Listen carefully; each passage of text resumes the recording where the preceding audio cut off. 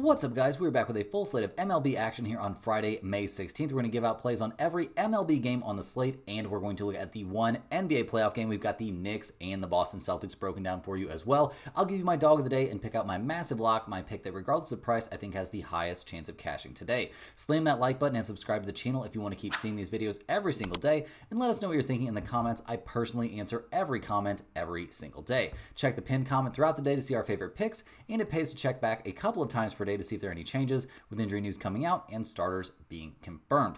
Thursday is off to a pretty good start, guys. Can't complain too much. We have the White Sox, Cincinnati Reds under 9.5. That was a 7-1 win there for the Reds. Martinez was very, very good in that game, and we cashed that under, so that feels great. We also cashed our under there on that Houston, Texas Rangers game. We had under 7.5. That game ended up 1-0, a win there for the Rangers, and DeGrom absolutely lights out. So you love to see that if you're a Rangers fan. We've still got home runs, rebounding prop. We've still got Dort's three-pointer prop. That game is currently underway right now. We hit the Twins plus 115 is our dog of the day. That was a 4-0 win. Paddock was very good out there, and the Orioles, apparently, they are just straight up bad. We also have the our massive lock of the day still going on. That's the Dodgers at minus 200. We'll see if they can manage to come with a win for us right now. They're up 3-2, so we'll see if they can build on that lead a little bit. But now, guys, let's go ahead and hop into our first game of the day here on Friday, and we're looking at the Chicago White Sox going on the road to take on the Chicago Cubs. The White Sox come into this game, guys, 14-30 on the year. They lost their last game there against the Reds.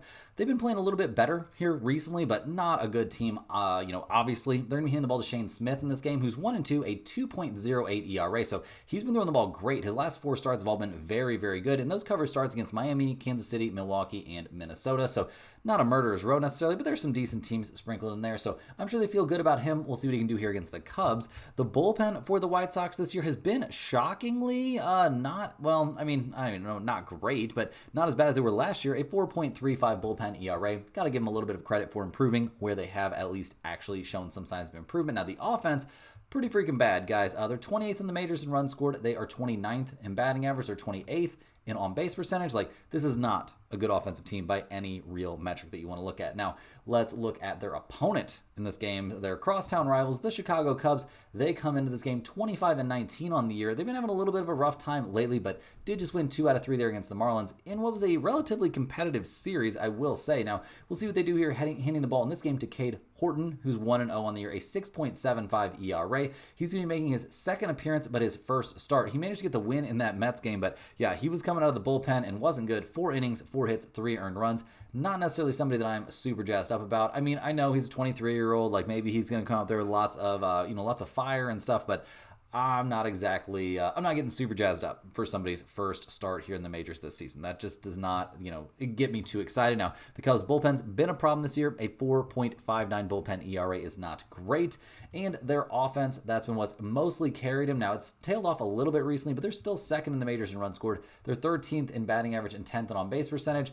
Overall, I think this is a still pretty darn solid offense. But looking at the numbers for this game, guys, they seem all out of whack to me. The White Sox are plus 195. The Cubs are minus 235. We've got a total of 11.5. The White Sox 5-18 on the road, 15-8 to the under on the road. The Cubs 12-8 at home, 12-7-1 to the over at home. Guys, I think this is way too expensive of a price here on the Chicago Cubs, who have a terrible bullpen and are starting somebody who's not going to go deep into the game. Shane Smith has been very, very good this season. Absolutely no doubt about that. So I'm expecting a good outing from him. A huge rivalry game. We're going to see the best that the White Sox have to offer here. So I think we're going to see them actually hang around in this game, have a very real chance to win. And at 2-1 odds almost, this seems like a very, very tempting spot to potentially end up being our dog of the day. Next up, guys, we've got the Cleveland Guardians going on the road to take on the Cincinnati Reds. The Guardians come into this game 25-18 on the year. They just won 2 out of 3 against the Brewers, but did drop Game 3. They're going to be hitting the ball in this game to Tanner Bybee, who's 3-3 on the year, a 3.80 ERA. He's coming off an excellent start against the Phillies. Unfortunately, got no run support, but he went 7 innings, gave up 5 hits, only a single earned run. In a game we eventually saw Cleveland lose 7-1. Overall, he's been very good over his last 4 starts, and I'm kind of expecting that trend to continue here. He's been pretty good. The bullpen for Cleveland has not been as dominant as they were last year, not by a long shot. They're actually in the bottom half of the majors with a 4.15 bullpen ERA, so that's a problem. Another problem is this offense has not been great. 18th in the majors in runs scored, 25th in batting average. That is not what you're hoping for if you were a Guardians fan, guys. It has not been super pretty this season. So we'll see what they can get done out there in this one, but I'm not expecting miracles as they go up against Cincinnati Reds, who just managed to salvage one win out of a 3-game series there against the White Sox. They're 21-24 on the year, handing the ball to Brady Singer, who's been pretty good. A 4-2 record, a 4.97 ERA though, due in large part to getting obliterated in his last 2 starts. Really struggling there at Atlanta and at Houston. So coming back home, we'll see what he can do pitching in the Great American Ballpark, but not somebody that I have a super high confidence level in at the moment. The Reds bullpen has been good. Top half of the majors, a 3.53 bullpen ERA. No major problems there. The offense, very all over the place, and I would just to honestly say this isn't a good offense. I mean, they're 11th in the majors in runs scored, but that's all because of some big outlier performances like that 24-run game they put up against Baltimore. They're 22nd in batting average, 22nd there in slugging percentage, like just not a good offensive team. So looking at the total here of 9, that's pretty interesting. The Guardians are minus 120, the Reds are plus 105, Cleveland 11-10 on the road, 13-6-2 to the over on the road, Cincinnati 10-12 at home, 13-8-1 to the over at home. Despite both these teams showing big trends towards the over, I would lean slightly towards the under. I don't like either one of these offenses too much. I don't think we're going to see a ton of runs scored, but this isn't a play that I have shown a ton of value on. In terms of a side, maybe we could see a bounce back from Singer, but I would lean more towards Cleveland, but really not a spot where I'm showing a lot of value. Before we get on with the rest of the games, guys, quick shout out to our sponsor, StumpTheSpread.com. Click the link in the description to go over there and see the top confidence picks from our entire team of experienced cappers.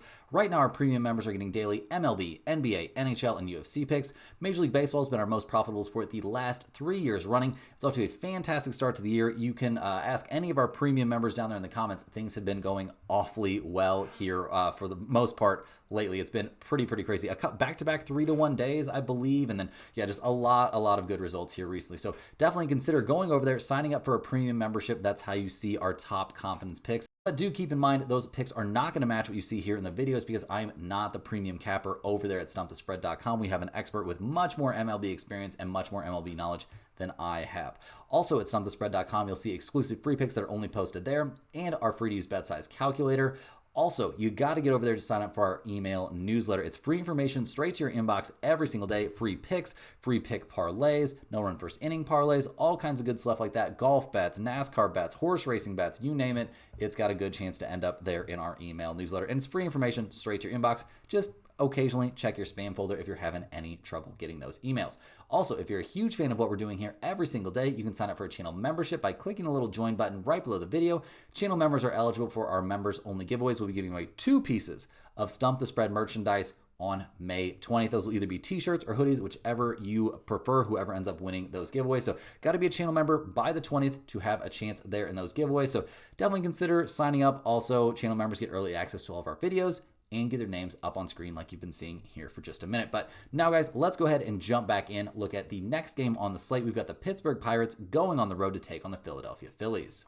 The Pirates come into this game fresh off a nice win, a 4-0 win there against the Mets, so they'll certainly take that, but they did lose 2 out of 3 in that series, and they're only 15-29 on the year, so not exactly cruising along. They're handing the ball in this one to Andrew Heaney, who's 2-3 this season, a 3.15 ERA. He's coming off a very solid start there against the Atlanta Braves. 6 innings, 4 hits, 2 earned runs. Unfortunately for him, we see the Pirates lose that game 3-2 in 11 innings. So that's got to feel a little bit brutal. Obviously, the Pirates bullpen's been terrible this year. Bottom half of the majors, a 4.17 bullpen ERA.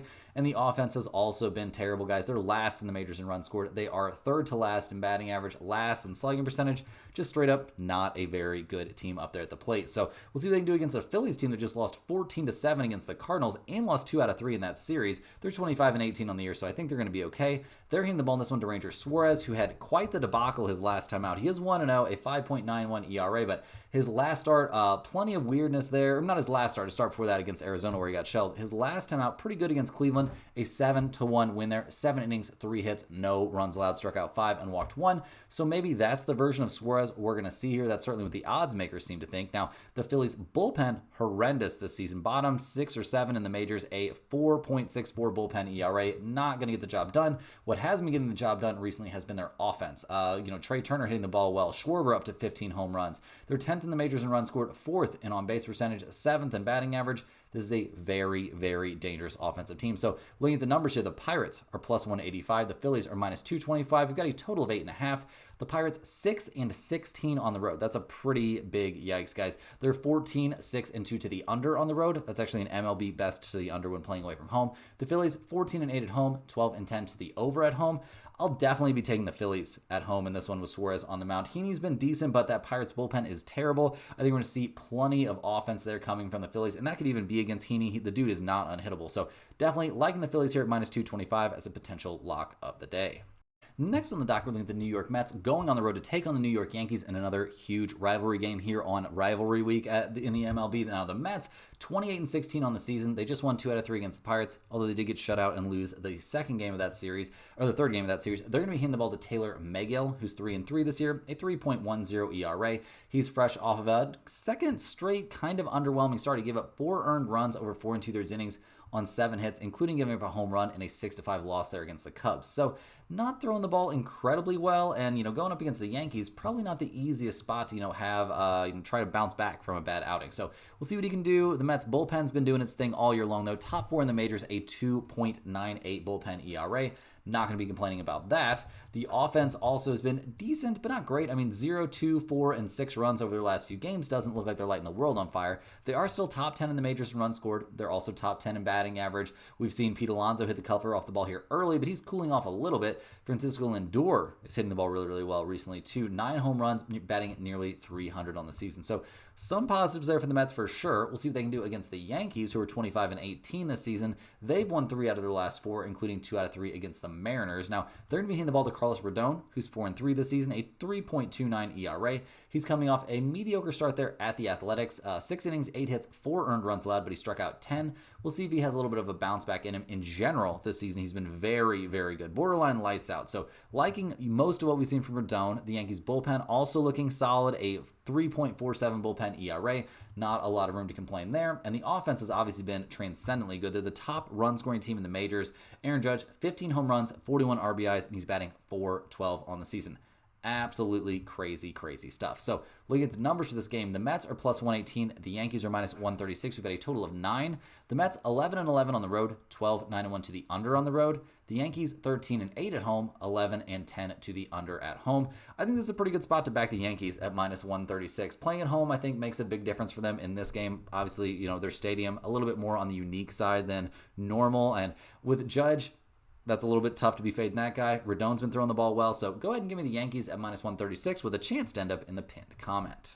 Next up, guys, we're looking at the Washington Nationals going on the road to take on the Baltimore Orioles. The Nationals come to this game struggling pretty hard. They just lost 5-2 at Atlanta in game 4 of that series, losing 3 out of 4 there. And yeah, not a great team. They're hitting the ball to Mackenzie Gore in this game. He's 2-4 this season, a 3.59 ERA. Now, he's fresh off of a 6 2/3 innings, 5 hits, 4 earned runs, including 2 home runs game against the Cardinals that the Nationals eventually lost 6-1. Kind of the story of the season for this Nationals team. Also, their bullpen is horrendous, a 6.75 bullpen ERA, one of the worst 2 bullpens in the majors. It's them or the Angels, and it's pretty close. They're both horrible. The offense not really doing too much either. 2, 5, 2, 3, and 1 runs over their last few games. CJ Abrams coming back. Should have given a big boost, but not that big of a boost in the end. They're still 16th in the runs scored, but 23rd in slugging, 23rd in on-base percentage. I'm expecting these numbers to continue to fall off, but they're taking on a team that has struggled in a similarly, huge way. The Orioles, only 15-27 on the year. They just got swept by the Twins. They're going to hand the ball to Cade Povich, who has not been good this year. 1-3, a 5.55 ERA. He's coming off a start at the Twins where he gave up 5 earned runs on 6 hits over 6 innings of work.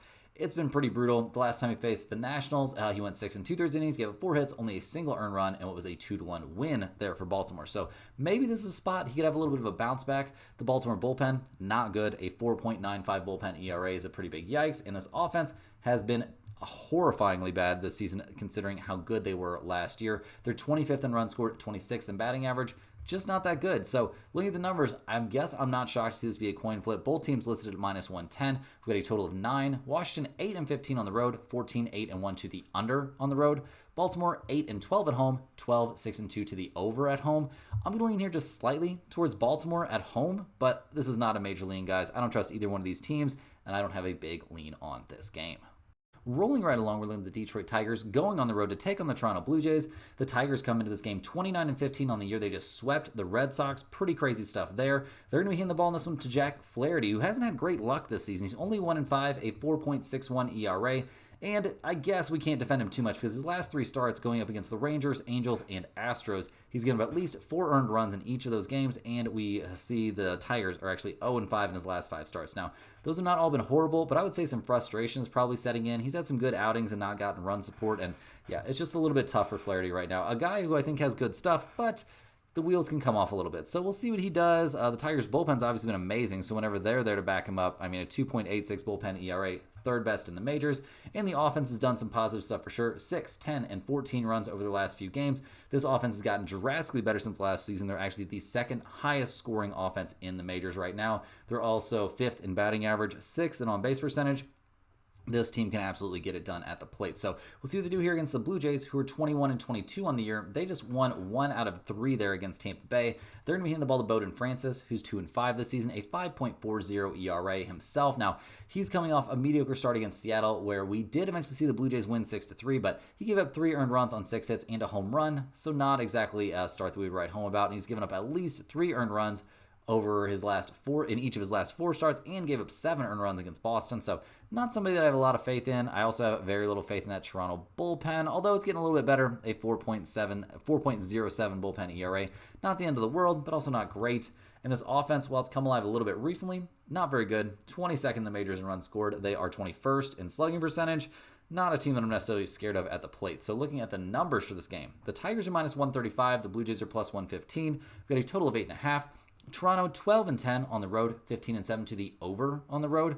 Toronto 12-9 at home, 12-9 to the over at home as well. So I think we have to take over 8.5 into consideration this game. Flaherty just has not been good. Neither is Bowden Francis. Both guys are capable of having bounce back performances, but I just don't see that happening in this one. So yeah, give me a look at the over in this one. And I would also shade just slightly towards the Tigers because their offense is so much better and so is their bullpen. But I don't know if I like it enough more to put it in the pinned comment.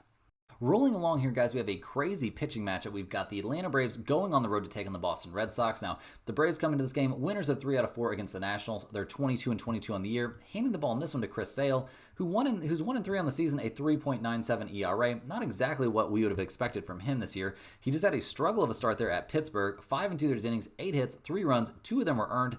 And we eventually saw the Pirates win that game 4-3. So not a good look for Atlanta. He's had some good outings this season, but it's been a little bit all over the place. I will say his last 5 starts have all been pretty reasonable, except for that one against the Pirates. That's not a good look. The Pirates suck. So giving up a bunch of runs to them, not a good look. Now the bullpen for Atlanta, definitely rounding into form, a 3.60 bullpen ERA. Not a disaster anymore. The offense, though, continues to be a problem. They've scored 5, 4, 5, 4, and 3 runs over their last few games. Austin Riley leading the way for them, but not doing anything insane. They're 21st in the majors in runs scored and 17th in batting average. And I kind of think that reflects how, middle of the road this team is at the plate. So we'll see what they can do against the Red Sox, who are 22-23 on the year. They just got swept there at Detroit. Now, they're hitting the ball to Garrett Crochet, who's 4-2 this year, a 1.93 ERA. He's coming off of a very nice start there at Kansas City. 7 innings, only 1 earned run allowed, struck out 9 and walked 1. Very good stuff there. He's looked really good over his last 3 starts in a row, and definitely somebody I expect to have, pretty consistently good results over the course of the season. So we'll see what Crochet can do here. We'll see what kind of, effort they get out of the bullpen there for the Red Sox. That has not been necessarily their strength, but not necessarily their weakness either. Pretty much around MLB average, a 3.71 bullpen ERA. The offense, though, could use a little bit of a boost. 6, 9, 2, 3, and 10 runs over the last few games. Doesn't look terrible, but I just feel like they come up small in some big moments. They're still 6th in the majors in runs scored, though, and 8th in batting average. So I guess I got to give them some credit here. Now, looking at the numbers, the Braves are plus 105. The Red Sox are minus 125. We've got a total of 8. Atlanta, 7-15 on the road, 11-9-2 to the under on the road. Boston, 11-9 at home, 10-8-2 to the under at home. I think we have to consider under 8 in this spot, given these 2 starting pitchers. This is also a no-run first inning spot, no doubt about that. Obviously, we haven't loved what we've seen from Sale. In general in this game, I'm going to be leaning towards the Red Sox at home at minus 125, but it's too expensive of a price, and I'm not really in the business there of fading Chris Sale. Next up, we were looking at the St. Louis Cardinals going on the road to take on the Kansas City Royals. The Cardinals, while they did have their winning streak snapped, are still 24-20 on the year. They're only, 1 game back of the Cubs there in the NL Central. Not something I saw coming for this team. Now, they're hitting the ball to young Andre Palante, who is 3-2 this year, a 4.36 ERA. His last start was against the Washington Nationals, 7 1/3 innings, 5 hits, 2 earned runs allowed in a 4-2 win there for the Cardinals. He's also had some decent starts against teams like the Mets, but not necessarily dominant stuff, so we'll see what he can get done in this one. The Royals not the scariest offensive team, but they can get some runs across the plate, so we'll see what he does. The Cardinals bullpens look drastically better here recently than it looked in the beginning of the year. A 3.89 bullpen ERA, though, still leaves room for improvement. The offense is what has carried this team. They're coming off a 14-run game there against the Phillies. Brendan Donovan's hit the ball well. Lars Nootbaar is leading the team with 7 home runs. They're 7th in the majors in runs scored, 3rd in on-base percentage. They're top 4 in batting average. Is this team really this good offensively? We're getting to have a real sample size. We are 44 games into the season there for the Cardinals, and they're looking really good at the plate. So we'll see what they do here against the Royals, who are 25-20 on the year. They just lost 2 out of 3 there against the Astros after losing 2 out of 3 against the Red Sox. So not exactly killing it right now. They're hitting the ball to Cole Rangans, who's 2-2 this year, a 4.20 ERA. He gave up 4 earned runs on 7 hits over 5 innings against the Red Sox his last time out, so that doesn't exactly get me super jazzed up. Although he's had some good outings mixed in there, hasn't really been the dominant stuff that we've seen at other times from Rangans. So we'll see what we get from him in this one. Obviously, a guy with crazy strikeout stuff, there's no doubt about that. The Royals bullpen's also been very, very good. Top 5 or 6 in the majors, a 3.11 bullpen ERA. The problem for this team is their lack of offense. And while Bobby Witt Jr. is a monster, obviously, they're still only 26th in the majors in runs scored, 15th in batting average, but 26th in slugging percentage and 25th in on-base percentage. This just isn't a good offensive team, guys. There's very little way around that. So looking at the numbers here, we see the Cardinals at plus 135, the Royals at minus 155. We've got a total of 8.5. The Cardinals 9-14 on the road, 12-10-1 to the over on the road. The Royals 16-7 at home, 15-8 to the under at home. This is a little bit of a tough spot. I'm going to lean towards the under 8.5. I think that's potentially a possibility in this game, but I don't necessarily love it. In terms of a side, I would rather be on the side of Cole Rangans than Andre Palante, but the Cardinals have been a hot team recently, and their bats have been on fire. So this is a tough one to find any value. I mean, St. Louis is plus 135, so I guess you could talk me into that side as well. Like I said, guys, this is a tough one. Mostly a stay-away spot for me. Rolling right along, we're looking at the Houston Astros taking on the Texas Rangers in this one. Now, the Astros got shut out 1-0 in Game 1 of this series, so not a great look there. Didn't have any answer for DeGrom. The Astros are going to be handling the ball in this one to Lance McCullers Jr., who's 0-1 this season, a 15.75 ERA. That's not exactly what you want. Now, he's only going to be making his third start of the year, his third outing, and the first one, he was fine there against the White Sox, but it's the White Sox. Then followed that up with a horrendous nightmare situation there against the Reds, where he gave up 7 earned runs on 3 hits. He walked 3 in that game and only pitched a third of an inning. So not great. Obviously in need of a monster bounce back. We'll see if he can get that here against the Rangers. The bullpen for Houston has been excellent all year long. A 2.69 bullpen ERA is great. The offense, though, 0, 4, 2, 5, 6, and 9 runs over their last few. I'm still not in love with this offense, guys. They're 19th in the majors in runs scored, 12th in batting average, and 12th in on-base percentage. Just doesn't feel like they get the runs across the plate at the end of the day. So we'll see what they do here against the Rangers, who come into this one 24-21 on the year. They're coming off of, what is this now, a 6th straight win. 3 of those wins came against the Rockies, so let's not overreact. But they're doing well. They're hitting the ball in this game to Nathan Eovaldi, who's 4-2 on the year, a 1.78 ERA, and he's coming off a dazzling start there against the Tigers. 7 innings, 2 hits, no runs allowed, walked 1, struck out 7, and he has been absolutely lights out over his last 4 starts. It's been crazy. Dude has been so good. So we'll see what he can get done in this one. I'm expecting good stuff, no doubt about that. I'm also expecting the Rangers bullpen to continue to show that they're decent. I don't think they're elite necessarily, but they're decent. A 3.70 bullpen ERA. The offense, though, is a problem. 1, 8, 4, 2, and 6 runs over their last few games doesn't look horrifying, but their season-long numbers are very troubling. 26th in the majors in runs scored, 24th in slugging percentage, 27th in on-base percentage. Just not a good team at the plate. There's no way around that. They depend heavily on their pitching staff. So looking at the numbers here, the Rangers are minus 185, the Astros are plus 155. We've got totals out there of 8 or 8.5. Houston 7-11 on the road, 8-8-2 to the over/under on the road. The Rangers 15-8 at home, 18-5 to the under at home. That's an MLB best to the under at home. Couple plays are interesting to me here. I could be talked into the Rangers at minus 185 as our lock of the day because McCullers Jr. has been so bad, but that seems a little bit sketchy. I definitely like under 8.5 in this game, though. McCullers might be bad, but they'll jerk him out of the game. They'll put that bullpen in there, and that Houston bullpen is excellent. So definitely give me a good hard look at under 8.5. Next up, guys, we're looking at the Minnesota Twins going on the road to take on the Milwaukee Brewers. The Twins come into this game 24-20 on the year. They are on, what is it, up to now, an 11-game winning streak they cashed for. So slam that thumbs up button if you enjoyed cashing the Twins there in that 4-0 win. They're going to be hitting the ball in this one to Joe Ryan, who's 3-2 on the season, a 2.74 ERA. He's fresh off another excellent start. His last 3 outings have been dazzling. He's given up a grand total of 2 earned runs over his last 20 innings of work. Is that true? 6 plus 6 plus 7, 19 innings of work. My bad. Not the best math there off the top of my head. 19 innings of work. So loving what we're seeing there from Joe Ryan. The Twins bullpen has also been very serviceable. Top 5 in the majors. Their offense, while not dominant, has scored 4, 8, 6, 7, 2, and 3 runs over their last few games. They're 17th in the majors in runs scored and 18th in batting average. And when you're pitching this well, you're probably going to be all right. So we'll see what happens. Obviously, that little collision out there in the outfield is not great, but maybe those guys will be back for this game. We'll have to wait and see. They're going up against the Milwaukee Brewers, who are 21-23 on the year. They're fresh off of winning 1 out of 3 at Cleveland. They're going to be hitting the ball to Chad Patrick, who's 2-3 this season, a 3.19 ERA.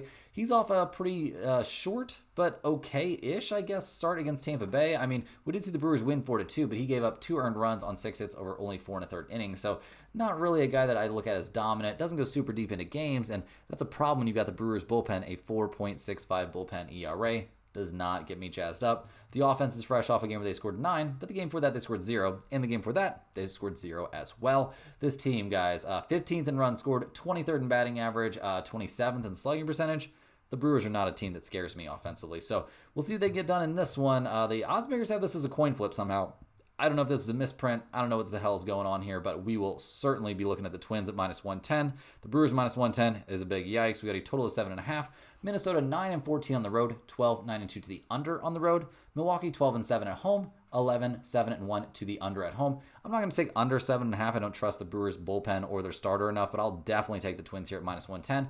This one is certainly going in the pinned comment.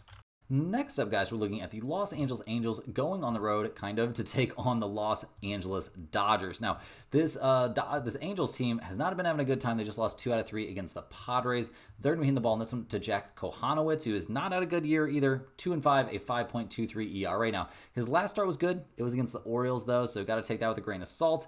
We did see the Angels win that game 5-2 as well, so that all feels good, but we'll see what he can do against the Dodgers. Not really the same kind of situation pitching against the Brewers as pitching against the Dodgers. Also, once he comes out of the game, that Angels bullpen is looking horrifyingly bad, a 6.97 bullpen ERA, and the offense isn't much better. They've scored 1, 4, 9, 3, and 5 runs over their last few. They're 24th in the majors in runs scored. They are last in on-base percentage and last in batting average.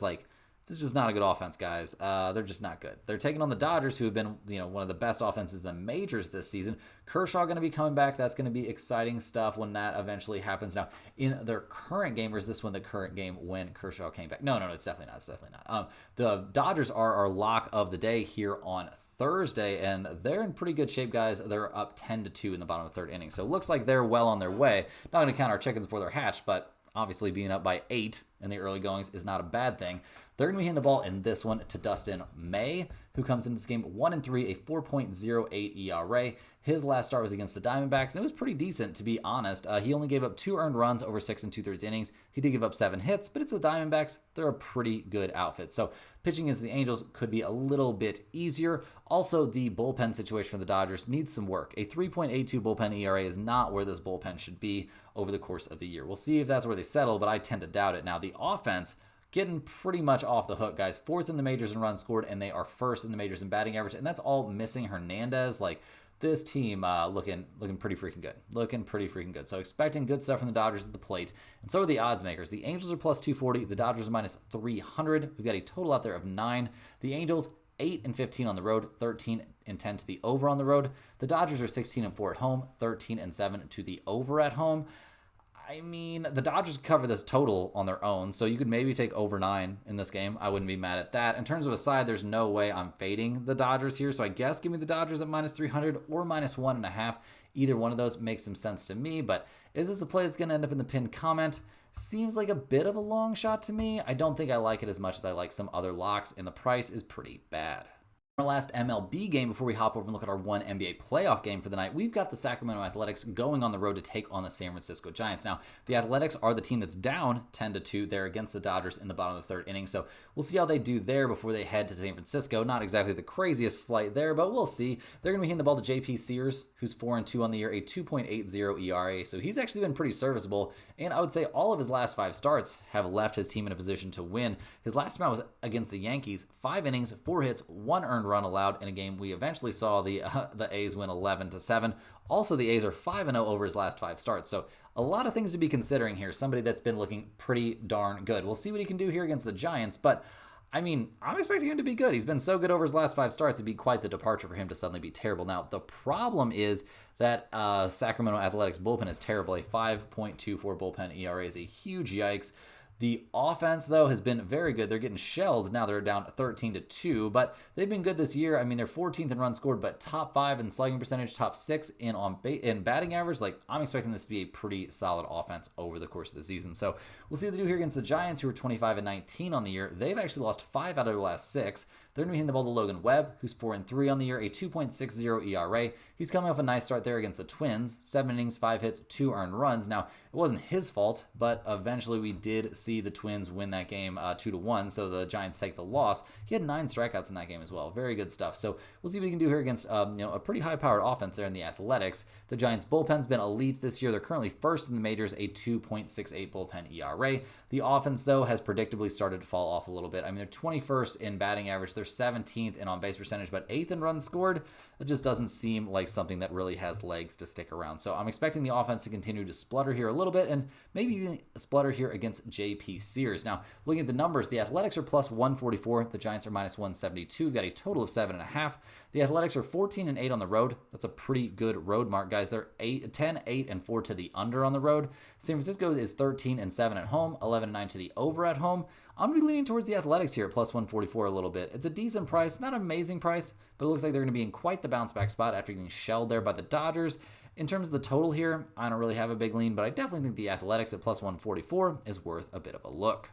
Now, guys, let's hop over and look at our one NBA game on the slate. And it's a pretty interesting one, getting down to the nitty-gritty here in the playoffs. And we've got the Boston Celtics going on the road to take on the New York Knicks. Now, everything in this series obviously changed drastically with that Jason Tatum injury, but Celtics, guys, bounced right back, got the 127-102 win there against the Knicks. A lot of public money ended up on the Knicks getting 4.5 points in that game, but they were not about to close that one out on the road. They did not look great. The Celtics, on the other hand, looked very, very good. We saw 34 points from Derek White, who had an incredible performance, 26 from Jaylen Brown, 10 points there from Luke Kornet coming off the bench, 17 for Pritchard coming off the bench. As a team, Boston shot nearly 45% from 3 in that game. So very, very good stuff. Now they got to run it back, though, on the road against the Knicks team that's in a bounce-back spot. Josh Hart actually led the team with 24 points. Brunson didn't really have it the way he normally has it.